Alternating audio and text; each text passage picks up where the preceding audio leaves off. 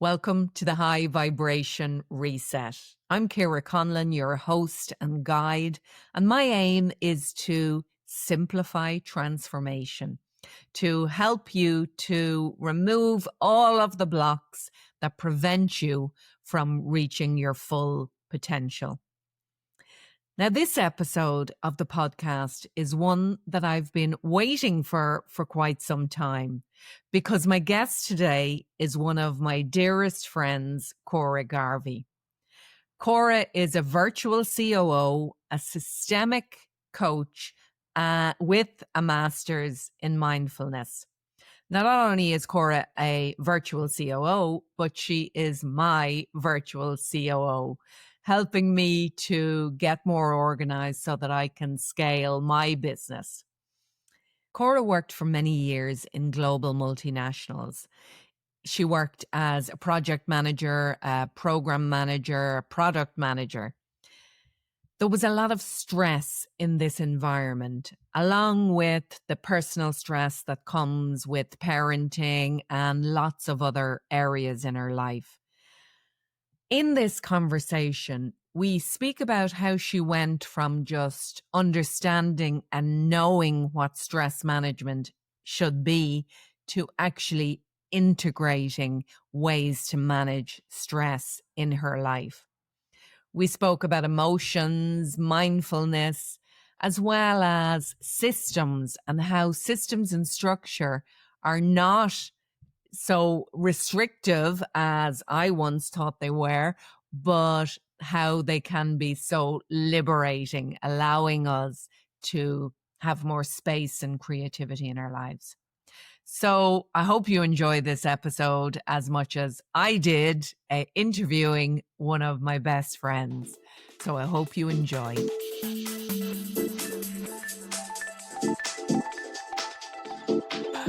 Córa, my Ciara. good friend Córa. So we've been waiting a while to do this podcast. Córa is one of my oldest and dearest friends. I'm a bit nervous, to be honest, because she knows more about me than than most people. But don't start messing yet. Listen, thank you so much for joining me and for what I hope will be a great episode where you share all of your wisdom. Thank you. Thanks for inviting me. It's a pleasure to be here. So Córa's background, as I said, is quite varied. So you've come from tech, project management, program management, and then moved more into the yoga, mindfulness, and qualified as a systemic coach. Yep. So what do you think that, so you can tell us a little bit about that, Córa, but, all that you have, how have those two varied careers kind of combined to help you to do what you do now? So how I was introduced to yoga actually in the first place was in the first multinational that I was working in, which was Microsoft back in the 90s. And they had yoga classes for staff. And I thought, wow, this is like having a massage, but I'm actually able to do it. So I don't always have to, schedule it in. I can do it at home. And I just really felt the benefits of it. And as well as that, they offered, what do you call it? It was like a complimentary package, Right. Complimentary therapies package to their employees so that you could go and try things out. So I wanted to try everything. So I had a Reiki session, massage. I was doing the yoga classes and reflexology. That was the other thing. And so Get your value for money. Getting my value for money. But I was so curious. I was so interested because I had been told by a doctor when I was 15 that I was suffering from stress. And that was what the cause of really bad migraines was. And so he introduced me to the concept of holistic healthcare, just holistic living. And he had suggested to me, like, I didn't feel at all unlistened to. I felt really heard by him. It wasn't dismissive. He was really interested in everything and every part of Wow. my kind of migraine experiences. And like, when you think of that, back in the 80s, you know, somebody Yeah. asking you, well, what are you eating? How's your sleep? How's your friendships? And I was friends Wow. with you at the time, so that wasn't a problem. Right um, answer. yeah, thank you very much. But you know, he was saying to me, he explained to me about how the muscles tense up around my shoulders, around my neck, and so if I have a hot and a cold shower, that would help the muscles to relax. And he wasn't suggesting that was going to take my migraines away, because it didn't, but it helped me to manage the migraines. So I would recognize the signs earlier on. So that kind of started in my teens.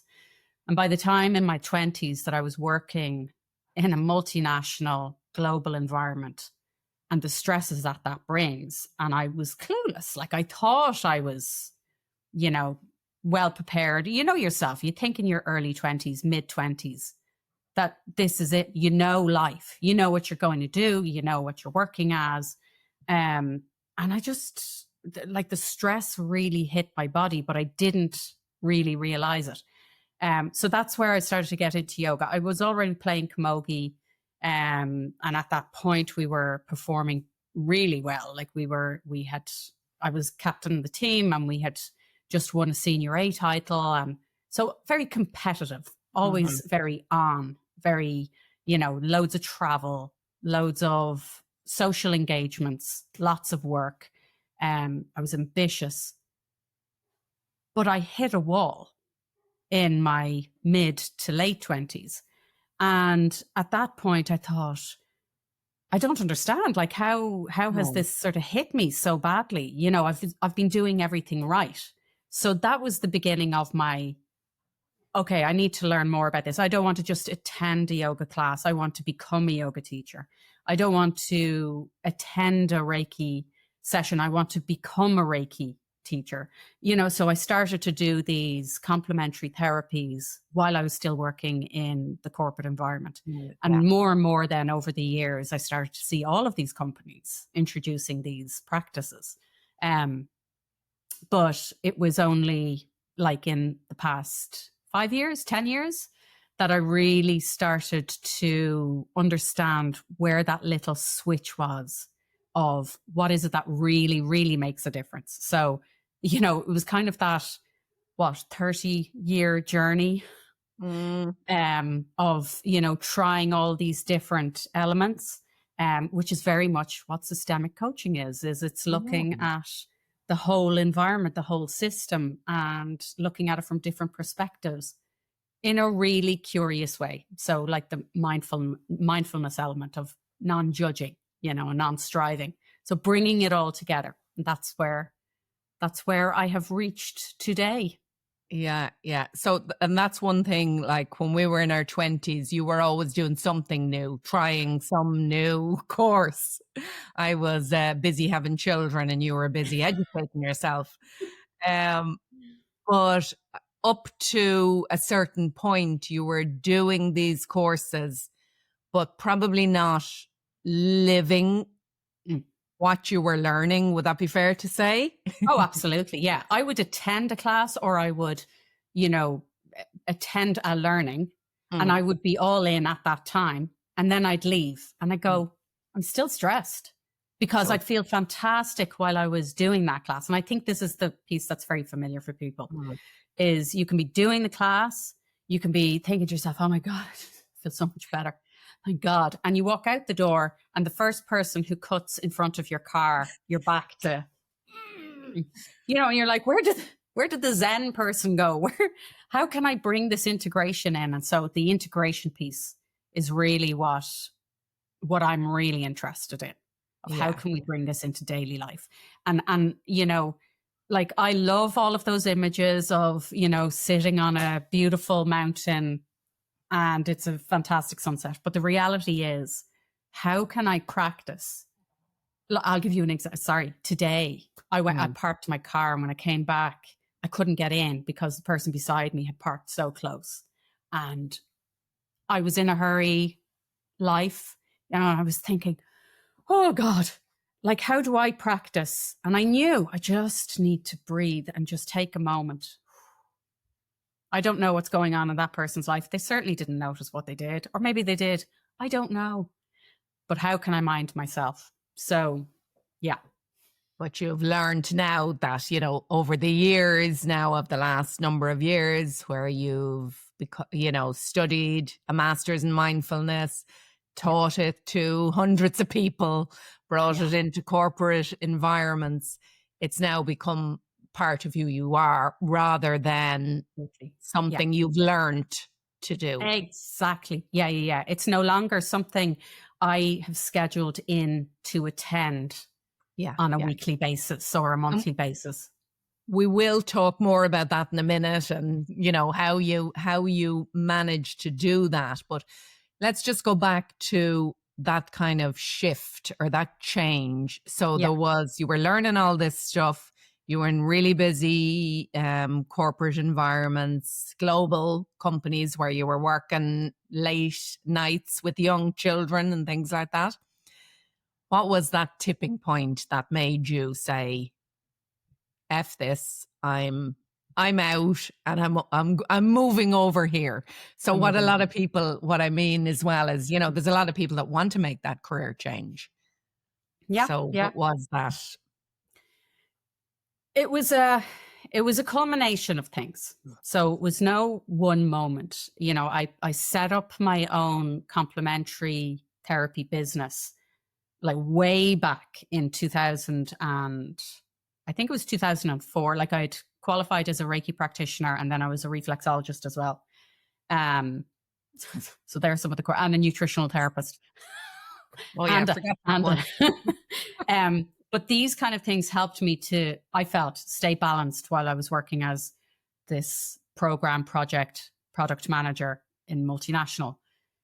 I set it up as a part-time business in the early 2000s, but I still hadn't found that balance, because I found that now I was giving more of myself and I was feeling depleted. So it was actually only in 2020, and not because of COVID, that was my tipping point. And it was a case of I was on two paths, and one was going to bring me further along in my career, and I was turning 50, and I've always wanted to go back to do a master's, and I had made the decision that I'm going to do a master's after I leave multinational world, because I don't think I can do it, you know. And I had actually thought that it would probably be in the Irish language or something like that it would be some sort of, because of growing up speaking Irish and because of my heritage and my culture with my grandfather writing dictionary and all of that kind of stuff, I thought that's probably what I'll do.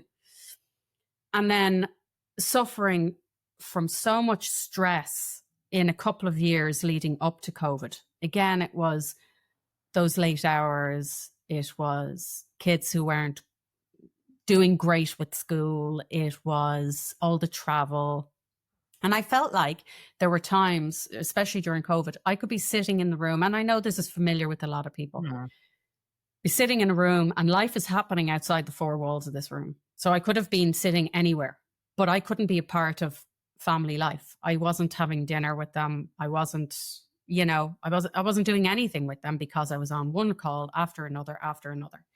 And because I was stressed, even going back there. Yeah.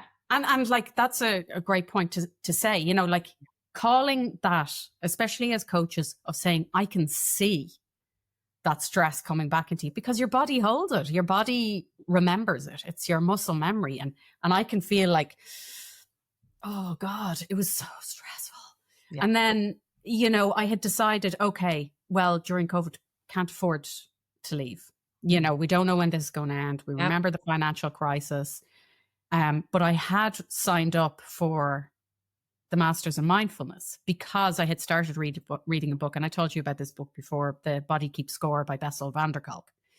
And particularly around how the conversation around trauma has changed over the years and what trauma looks like. So really recognizing that trauma can be held in the body and how how that can be relieved, so again, people going to, when Bessel van der Kolk talks in the book about stress or about helping some of his patients or his clients, he was like, the things that I've found are, yoga is helpful. All of these practices, these behavioral practices are good. But if you're not paying attention to how you're feeling when you're doing it and how you feel afterwards, then it's not really landing.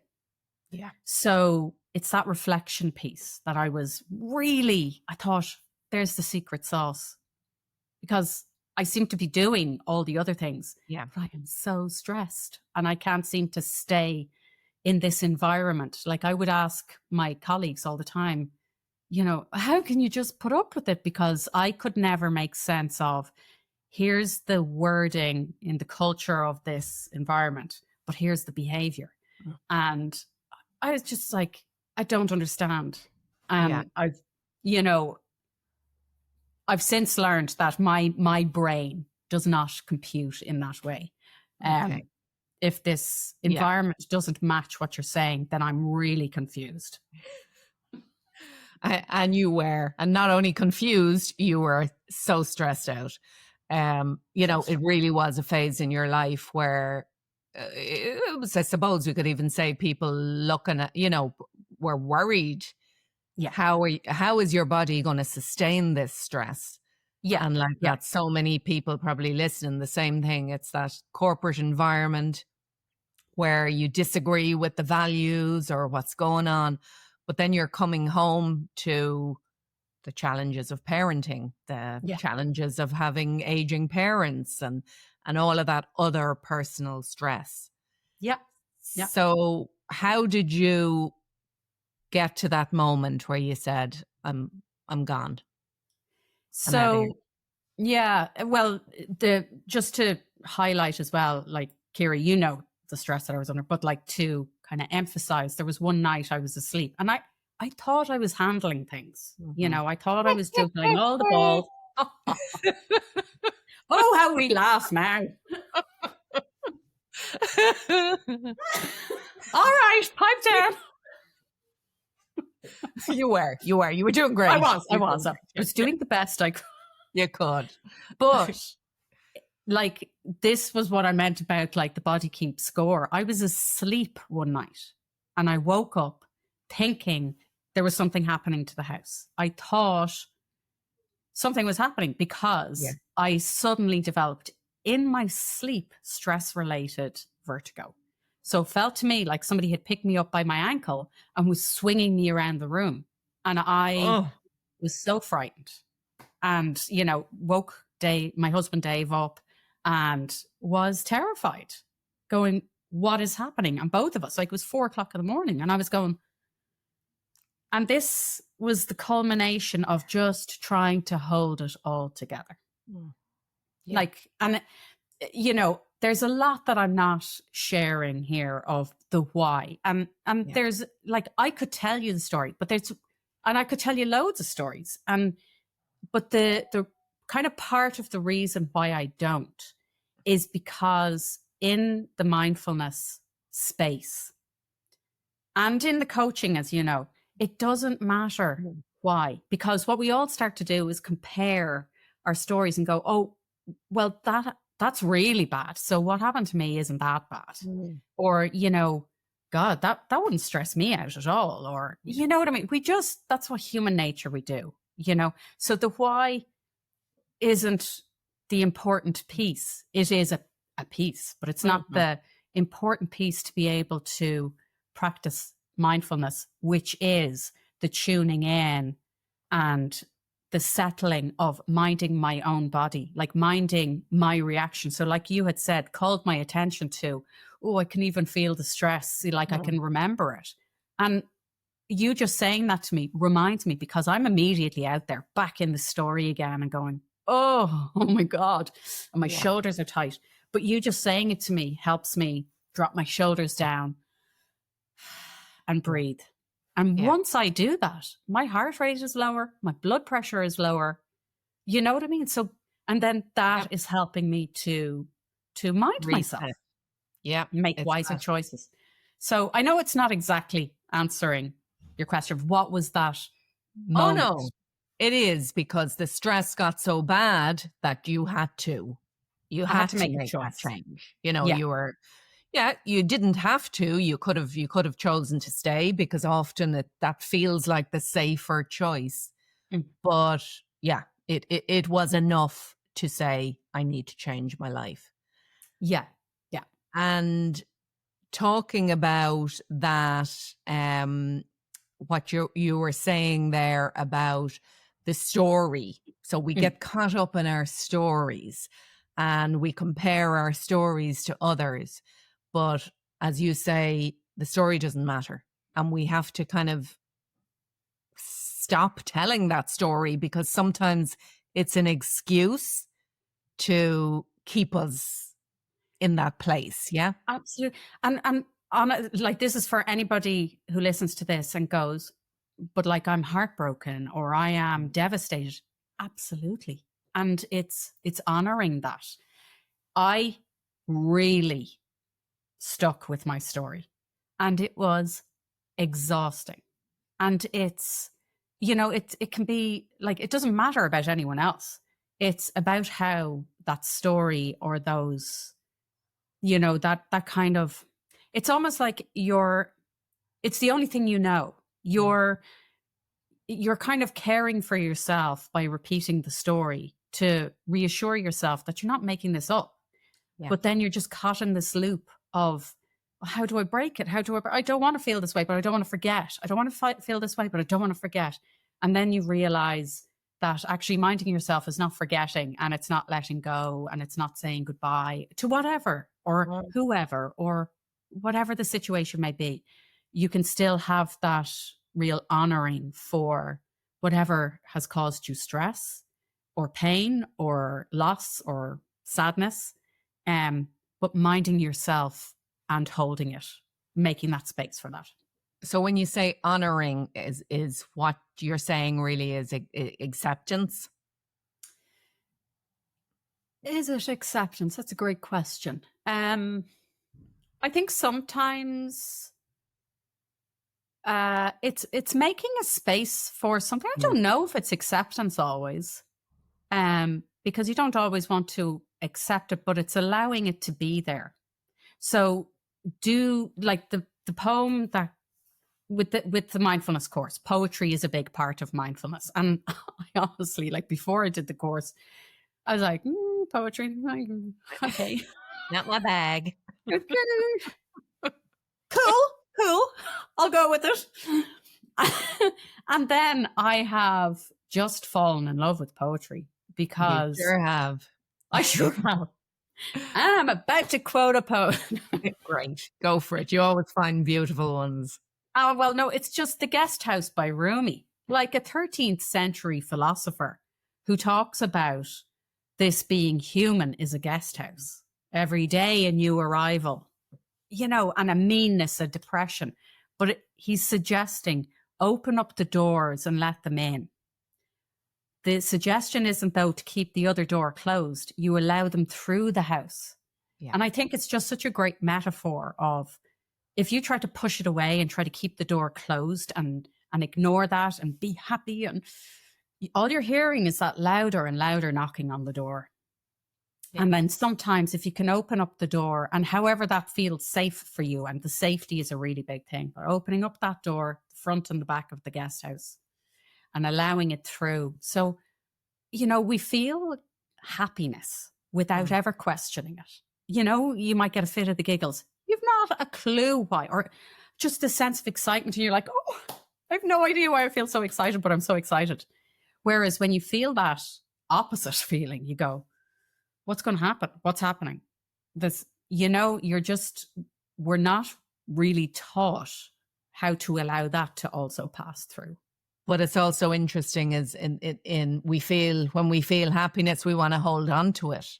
Yes. And interesting, just you've given me the visual of the back door open as well, because the happiness won't last either. And that's not to say it in a negative way. It's to say it in an understanding of what it is to be human, what it is, because the word emotion is a movement word. Exactly. It means to move. So the acceptance or the acknowledgement or the understanding that it's the seeing, isn't it? It's the, recognizing. It's we all want to be seen and heard for however we show up. And then, I remember a psychologist and a social worker once saying to me, name it to tame it. And I thought, that's so interesting, of course. So again, it's like that work that coaches do of, I can see or I can hear or I feel when you're speaking that this is what I'm hearing. Am I hearing this right? And sometimes the person may go, oh, did I say, I didn't mean that. Or that's exactly what I've been trying to say. We all just want to be heard and listened to. And once something is said, sometimes it can let it go a little bit. It can just let it be decompressed. It doesn't have so much kind of energy behind it anymore. Yeah. And so that's every time I think of The Guest House by Rumi, when I was stuck trying to get into my car, I was thinking, this may be clearing me out for some new delight. And look at you now, delightful here with me. So, your journey has been long, very long. No, all right, long and varied.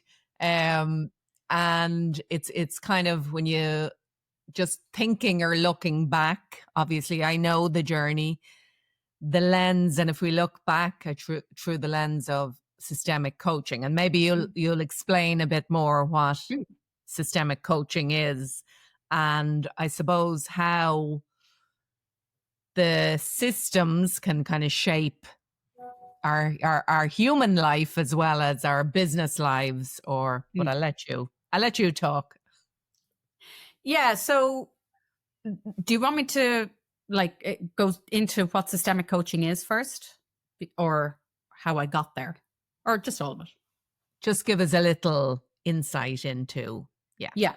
So the systemic coaching is very much, it fits in with all the other elements that I've been working on, in that it's like a holistic lens on a conversation with somebody.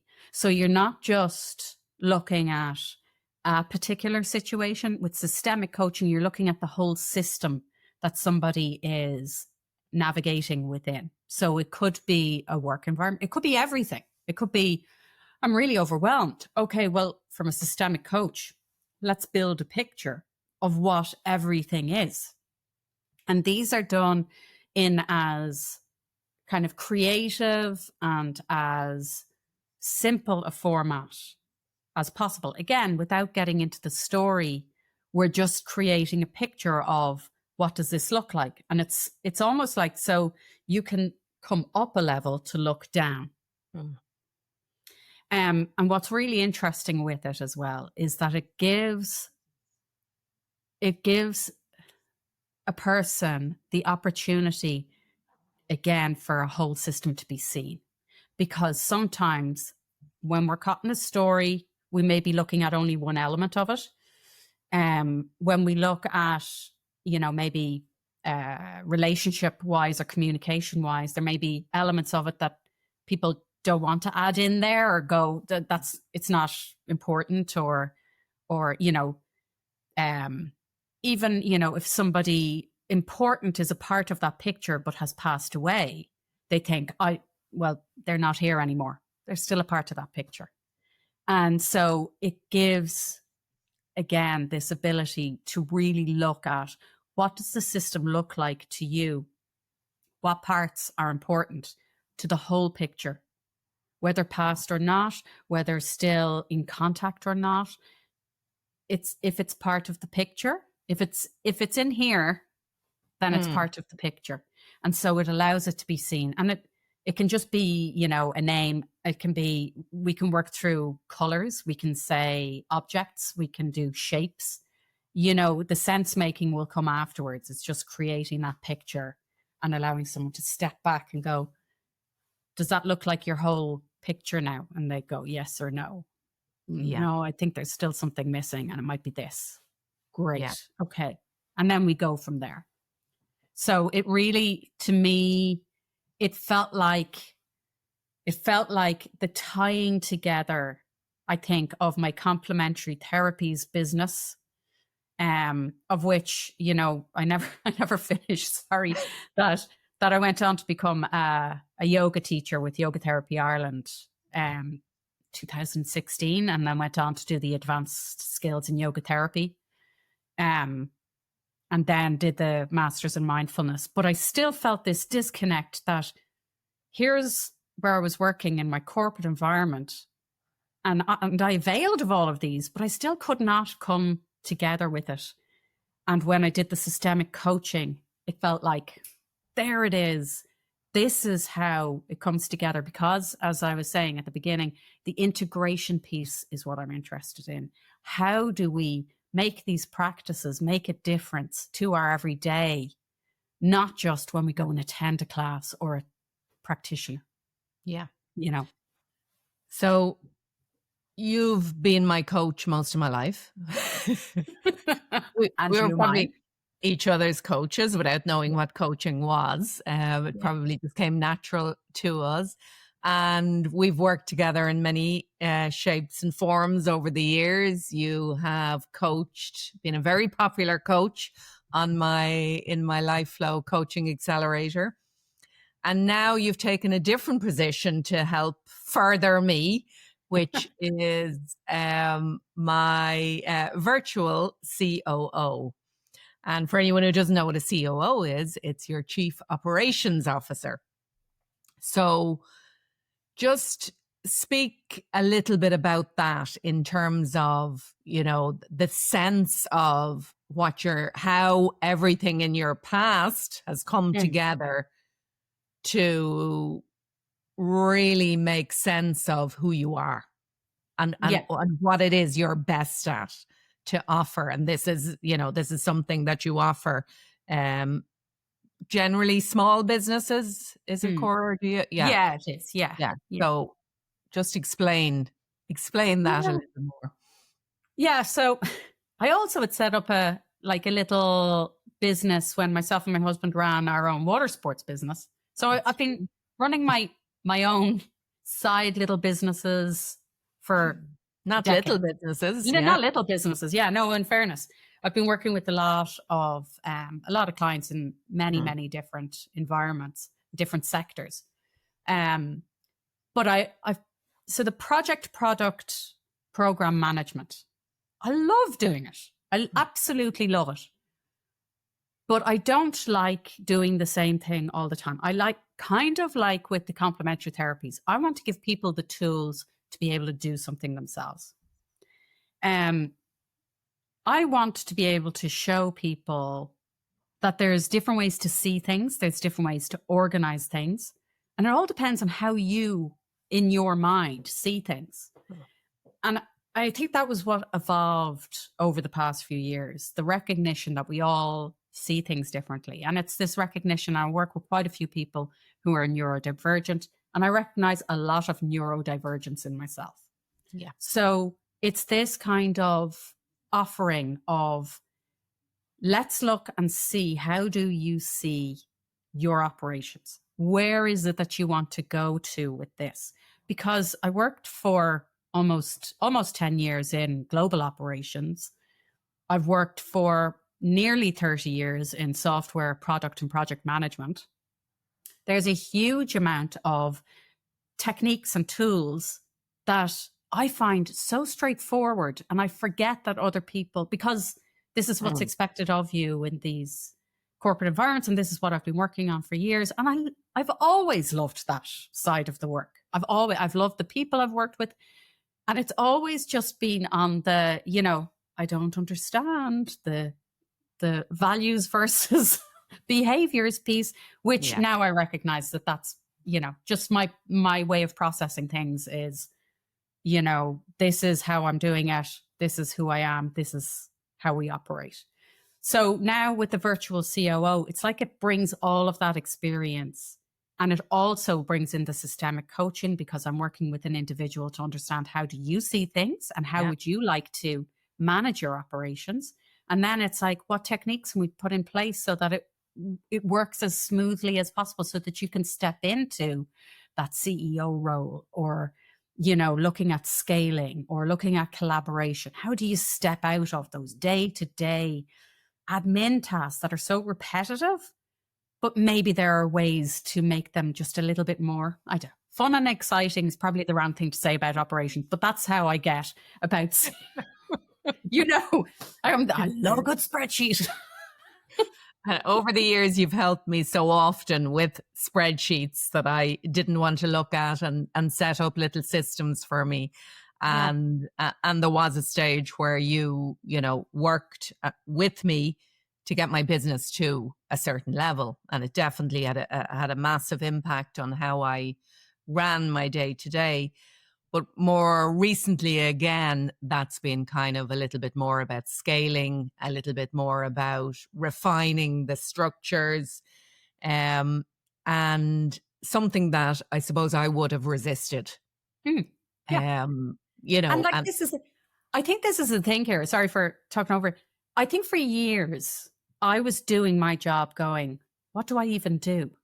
You know, there's all these people who do these things because it's something that's really tangible, and it's outside of operations and project management. Yeah. And it's only been in this past 5-6 years, you know, again, decoupling the stress from my identity with myself. Do you know what I mean? And I know the stress has been there for a long time.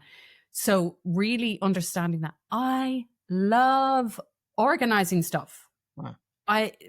But I like to organize it, get it arranged in a way that looks like, that's going to move along nicely, and hand it off, and then go to the next thing. Move on. Yeah. So helping other people to do that makes me feel fantastic, because it feels like, oh, there was a purpose to all of that. You know, I like to be a part of helping those who don't find this stuff interesting to get it into a space. My hands up if anyone's on it. There's probably many, and that's what's lovely. Yeah. Hearts. That's me.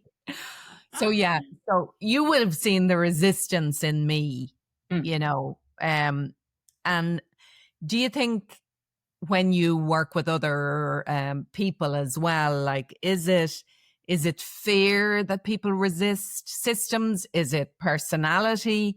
Is it self-sabotage? So it could be all of the above. It could be none of the above. It could be, you know, I mean, it really just depends on the individual. But I think in the main, generally speaking, it's a lack of experience in that space. You know, I mean, it's not everybody who goes into like a group and naturally goes, I'll start organizing this. Do you know? I mean, one of my first jobs was in a filing department, and I was asked to stop filing everything because it had been the way it had been for like 30 years or something. And they were like, now we don't know where everything is because it's so well organized. It was in a system that one person knew where everything was, and he didn't like that it was open to everybody. But, you know, this is the thing.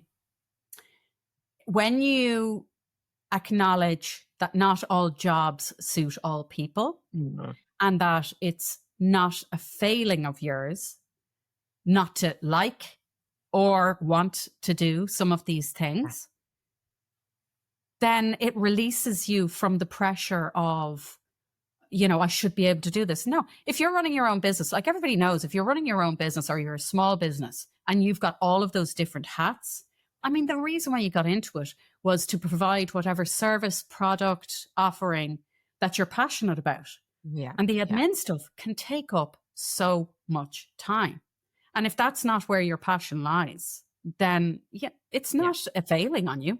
you know, and again, this is where the coaching piece comes in. So you can kind of tease out what's been the resistance, what is the block, and then how do you see things and what can we do about it together? That's one of the things I love when you keep saying to me, you're not thinking like the CEO. But it's that when you're running a small business, you're doing everything until you get to the stage where you can hand off a few tasks. But it's very difficult to step up out of the weeds and think about, where am I bringing this business, rather than, and here's something that you reprimand me about a lot. How am I? Reprimand? I gently coach. Say it as you will. But, you know, and that is, before I even plan where I'm going, I've already tried to figure out how I'm getting there. Yeah. And look, that's very, very normal. The mind wants to figure out what is going on. It wants to establish a pattern. It wants to understand, how will that happen? You know, and this is where we get the paralysis by analysis, again, of which I have experienced on many occasions, as you well know, you know, and just because we coach or just because we run our own business, it does not mean we have everything figured out. We are human. And, you know, I'm completely risk averse, as you know, like I'm risk averse. And so anytime, like even the point of changing careers, fully changing career, like going all in, that to me, even though my body was going, I can't, you know, I'm missing my family's life because I'm in on the phone all the time. And like I was working late and up early, even still, my mind was going, yeah, but where's the money going to come from? And, you know, what will you do next week? And so the mind is always, and once you understand that that's not just your mind, it's everybody's mind. Mm-hmm. This is the mindfulness piece of, I'm doing it again. Let me take a moment. And it's also kind of finding your tribe or accountability, like having somebody who you can have that conversation with of, oh, my mind is doing it again. You know, let me do something mindful. And here's the other thing that I want to just get really clear, that mindfulness is not about sitting cross-legged on the side of a mountain. Mindfulness is something different to everyone. So to one person, it can be baking. To someone else, it could be gardening. To someone else, it might be meditation. It can be something different to everybody. But the mindfulness piece is, how am I at the beginning of what I'm doing? How am I while I'm doing it? So I'm not distracted thinking of everything else. I'm paying attention without judgment, as best as I can, just how this is. Feeling good, I'm feeling bad, it doesn't matter, I'm not judging. And at the end, how do I feel now? Mm-hmm. And that's what mindfulness is. It's the slowing down, it's the paying attention, it's no judgment, as best as I can, because we do tend to judge ourselves and be critical. So we're just tuning in, paying attention, and that's what will help our little brains to have a little break and to slow down, and to slow down our reaction times over time. One of the benefits, I suppose, that as you know, I naturally resisted structure, routine, you know, any kind of rigidity, anybody telling me what to do. And one of the things I've said in the past about getting organized for a start, me learning productivity systems, was that it's not restrictive, which I would have first thought, but it's liberating. Yes. Yeah. With you working with small businesses, and, you know, what are the things that you actually see come out the other side when people adopt better structure and systems? Honestly, I think you really just hit the nail on the head, where you just went liberating. And when you said liberating, I felt I could breathe.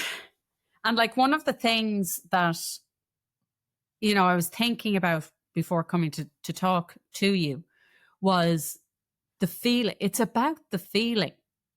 It's the when you're stuck or when you're caught in a story or you're, paralysis by analysis. It's that draining feeling of it's almost like I can't move.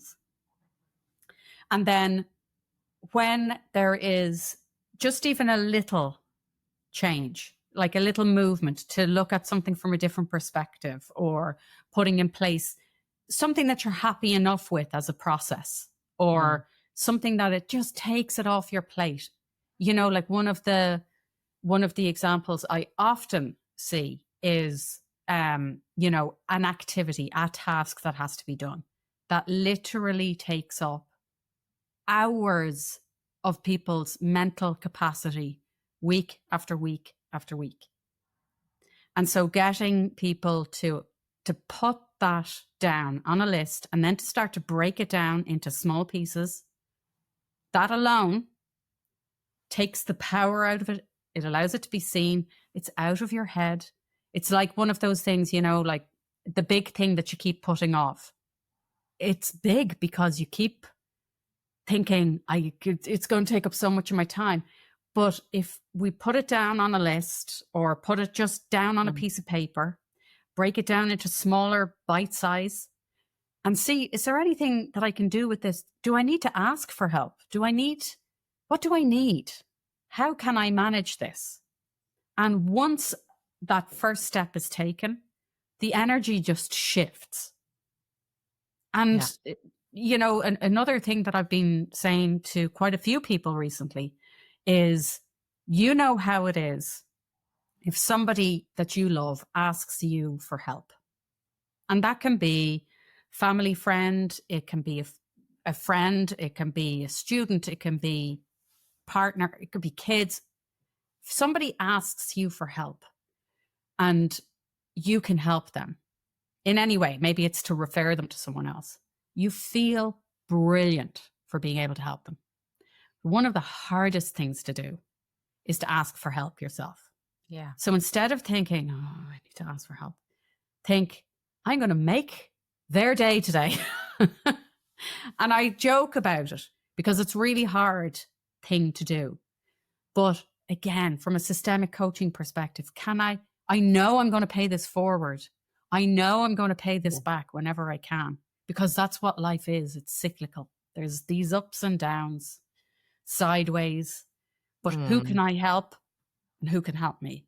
We're all meant to be connected, so. Yeah, that's great advice, isn't it? Yeah, because we all like to help, but when we look at it from a different angle, you're doing somebody a favor asking them for help. Yeah, so that's a great way to look at it. So actually, when you were talking there, you reminded me of an exercise I think you did once with a group, and it was about, I don't know whether it was taking your problem or taking your overthinking and putting it on the bench beside you. Does this ring bells? You might be able to explain it a little bit better. But I remember some of our clients say how powerful that was. Yeah, it's a mindfulness practice, right? That is just it is very powerful, and it's to be careful in offering it as well, because if anybody usually it's with a bit of practice, because looking at our minds, and I will describe it now in a second, but I just wanted to say that looking at our minds are delicate things, and we haven't necessarily had all of the training that we need. There's so much. I mean, I had a beautiful client of mine in her 70s say to me, I wish I'd learned all of this sooner. And I asked her why, and she said, I just feel like there's so many opportunities that I missed out on. And I said, well, what's stopping you now? And she went, oh yeah. So it's being kind to yourself, it's having compassion for yourself. And it's the really big key to it is befriending ourselves. So when we think of this bench, and if you wanted to, imagine this, you're sitting and keep your eyes just soft and without them closed, but you're sitting on a bench somewhere in your favorite spot, And it's, or, it's your setting. So it's wherever you feel that you're comfortable with this bench and that you're sitting in this bench. And this difficulty or this difficult person or this difficult emotion, imagining them that they are being invited, if you like, to come and sit on the bench with you. Now, you may choose that, no, I don't want you to sit on the bench with me. That's okay. This is your bench. And if you do want to have them, you can imagine that that bench is as big or as small as you like. So it can be a huge bench. And once again, just asking yourself, do I want to have this, whatever this is, come and sit with me on the bench for a while? Maybe, maybe not. And just sensing, how am I feeling with my choice, whatever my choice may be? And just breathing into this sensation.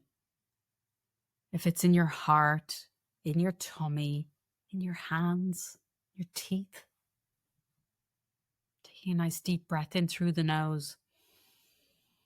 And a long, slow breath out through the mouth. Just feeling your feet on the ground. Your seat in the chair. Your hands in your lap.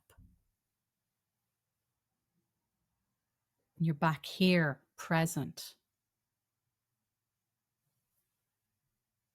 And it's knowing that this bench is here for you anytime that you'd like to come and sit at it. And you're making space for this, whatever this may be.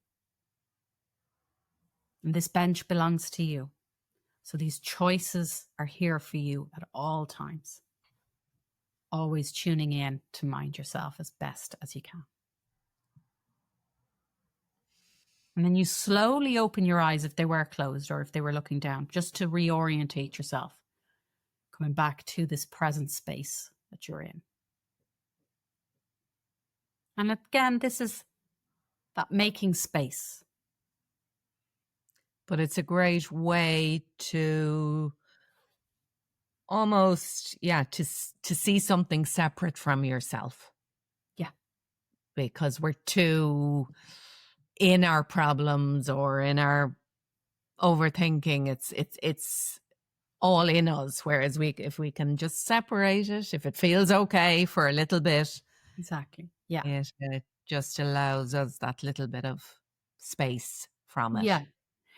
And the reminder always that, you're tuning into your anchor of present moment. So that may be your sight or your seat. So you're feeling the feet on the floor, the seat in the chair. So, and if at any time you're not feeling that it's a right time, that you're giving yourself the permission to come back out, not right now, coming back to your senses. And I don't mean that sounds like come back to your senses. It's coming back to your senses, your sense of touch, smell, taste, hearing, your hearing, and your sight. And being really present and checking in to mind yourself. Thank you for sharing that with us. Can we just go back to where we started, actually talking about integration? Yeah. So there's a lot of people that might be listening that know all this stuff. Just like, they've heard it before. They've heard all the benefits of mindfulness and breathing and yoga and meditation, and they possibly even practice some of them. Yeah. But what is it, or what would your advice be to live it or be it? How do we get to that next step of integrating these fabulous practices and actually having them impact our nervous system and our lives? Yeah, I think so. First of all, I thought I was living it, teaching. So this is a lifelong. This is to the day I die, like even again, when I remember earlier on today, the automatic reaction, your reaction to situations. This is what is human. Our nervous system responds to events. And the practice and the continuous practice of mindfulness, of breath work, of being present without judgment is the continuous strengthening of that internal muscle. So, one of the things to understand, and I think this explanation that it's a kind of a variation on teaching the kids mindfulness through Goldie Hawn's Foundation in the US. She talks about the amygdala being, now I've got kind of slightly different imagery, but the amygdala is like the barking dog, and the prefrontal cortex is the watchtower. This is my interpretation, but the watchtower, which is looking around and gathering information, sending information to the amygdala. And if that barking dog, which is the thing that makes you go, what, or that reaction, then, and if that's not working, so if you feel that, I do all that already, and if you're not getting any reaction at all, then Zen Buddhism, you must be doing something fabulous. You must be practicing a lot. But the reality is that we all need to continuously practice. Okay. Yeah. So if that dog is barking, the wise owl, which is the hippocampus, which is memory and learning, cannot do anything. So those times where you go, I can't remember, I can't remember, because you're responding to whatever is happening. And so it was really important for me to learn to work with some younger people, managing panic attacks, managing horrendous anxiety, of which there's a lot in our environment now, and it was there before, but it was predicted to get worse. And I do think that it has gotten worse.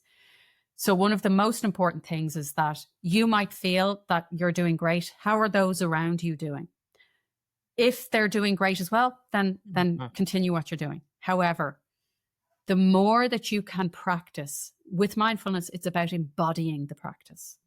So the more that you can stay in your calmness, the quicker the crazy that's around will slow down. So this again was how it was described to me, that you can have like a tornado of chaos, and where you can have that panic is contagious. So is calm, but it is much, much quieter. And it's much harder to stay calm when things are quite stressful around you. So how do you do that? You practice mindfulness when you're not stressed, when all of those moments during the day of I'm peeling the carrots, I'm finding relaxation in my arms as I peel the carrots. I catch myself when I'm, can't believe my door is blocked. And I catch myself and I breathe. And I let go of the tension in the chest, in the jaw. And if there's somebody walking by, I'll smile and say, afternoon, and connect with others and spread that gratitude and think, if I had gotten into the car, I wouldn't have seen that person and made eye contact and we said hello to each other. And that might be the only person that person has spoken to today. I don't know. Yeah. I met a friend yesterday evening, and she told me that she saw a guy taking a photo of the sunset, and she said to him as she was just passing, never saw him before, never met him before, she said, they never turn out as good on the camera, do they? And he said, let me show you a tip. And he said, you turn your phone upside down and it gives a different angle. So there's an extra tip anyway. But she said she ended up speaking to him for 15 minutes. Wow. And how that interaction can have such a difference on both people's lives. Yeah. So it's just interesting in what you say, and in how when we slow down, when we're calmer, we never know what opportunities, what people, what things will happen that we would have been closed to if we were stuck in our emotional reaction of something not going our way.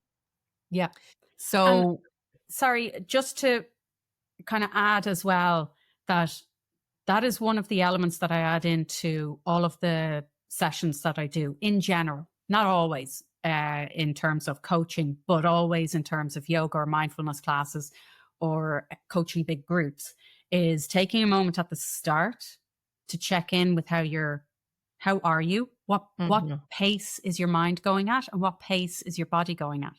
Are they going in different directions? And then doing the same thing at the end of the class with interest and curiosity, and then asking yourself, what is the best next thing for me to do? And so if that is the only thing that you do every day, is to ask yourself, when you catch yourself, go, what's the best next thing for me to do? That's practicing mindfulness. That's a good one. And so really, it is about the daily practice, as you say. Sorry, I'm like, and it's not about rolling out the You mat. want to say something else? Yeah, something else. And another thing. I did say this was part 1, didn't I? This episode. It sounds like it will be. Sorry. Your turn. You speak. Yeah, whoever's holding the pen can talk. So part of the integration is that daily practice. Can you tell us what your daily practice is? How do you make mindfulness part of your everyday? Yeah. So every day, I'm not a morning person, as you well know. But when I wake up, I remember hearing this said before about, and you have practiced it and you have reiterated on your amazing program as well, of gratitude, practice of gratitude. So every morning and every night, just before I go to sleep, and as I wake up, I will express gratitude for something. And it can be the lovely cover on my bed, fresh sheet on my bed. How lucky am I? A nice pillow, a good night's sleep, or even gratitude for having a bed, even if I had a bad night's sleep, that kind of thing. So morning and night, that's what I'll kind of top and tail my day with, and a little breath work into the hands. The other thing is I'm teaching every day. And the reason why I teach every day is so that I get to practice every day. So again, it was this stepping in. Am I all in or am I not? So it's finding ways that I can integrate the practice into any engagement that I have, depending on what the class could be. It could be anything from 2-year-olds right up to people in their 90s. It can be a community-based thing. It could be corporate. It could be educational. So it varies all of the time. And I bring in a holistic approach. And then for me, quotes and poetry is something that is mine during a day. So the quote that I have for today, and this is for the past few days, because I work with so many amazing women, and I think that women lose their confidence a little. If they feel that they can't do everything perfectly, then they mustn't be good at it. And something that we've talked about often is, I think women get caught up on the more sort of how pieces rather than why, or, like you mentioned earlier about me getting you to put on the CEO hat. It's what's a real honor, and I love to do, is that I can come and talk to whoever I'm working with as a COO, because I'm not involved in the daily. And the moment that I'm talking to you as if you were a CEO and you start to go into the details, I go, hang on a second. If you were the CEO and your project manager was coming to you with all of this, what would you be saying to them? Because you have 20 minutes before you have to go and meet partners, bank managers, whatever. Yeah. What would you be saying about all this detail? And that helps you to step in. And Marianne Williamson's quote is just I love it, because it's this reminder to all of us. Our deepest fear is not that we are inadequate. Our deepest fear is that we are powerful beyond measure. It's our light, not our darkness, that most frightens us. We ask ourselves, who am I to be brilliant, gorgeous, talented, fabulous? And actually, who are you not to be? all of us. And I'll say that to 2-year-olds, and I'll say that to 97-year-olds. Yeah. Who am I to be brilliant, gorgeous, talented, fabulous? Actually, who are you not to be? Because you are. And cultivating this, I love myself. Love yourself. I think that's a beautiful place to wind up until we go to part 2 and 3 and 4, because Córa has a lot more to say. I had started with trying to zip my mouth, but yeah. No, Córa, that was brilliant. Thank you for sharing that. We will share Córa's details in the show notes. Anyone looking for a fabulous COO to help them get their shit together, or anyone looking for mindfulness, but all her details will be below. So thank you so much for joining us and sharing all your wisdom. My gratitude is going out to you now. Thank you, darling. Thanks for listening to the full episode. I hope you enjoyed it and got a lot of benefit. So as mentioned in the episode, Córa's details are below in the show notes. If you are looking for somebody to help you take control of your business, put a bit of structure and some systems in place, it has honestly made a massive difference to how I operate in my business. If you're not already following the podcast, please do so on whatever platform you are listening or watching it on. It would be a great support to us. And as always, I wish you a fabulous inner day.